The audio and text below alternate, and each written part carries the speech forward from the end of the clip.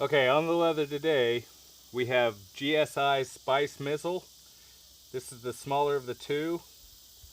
It has 6 compartments. There are actually 3 compartments that are split. We'll take it apart and show you. This is a small screen. 2 compartments. The large screen with 2 compartments. And another small screen. And on the bottom here,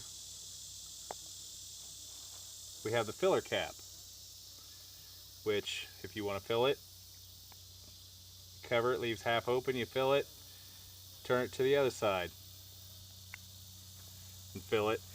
This is like an acrylic, I do believe. Same way with shaking it out. These spin easily on here, so you turn to whichever side you want, shake out what you need, cap it back up. They're from GSI Outdoors. This one is the Spice Missile, as they call it, and it is $10. It is available through them, and I think it's available through a few other places. But it's kind of clever. It goes together pretty decent. I was kind of surprised. It was like, okay, I got to get this and fill it up, throw it in my bag. Be handy for some things I like to carry.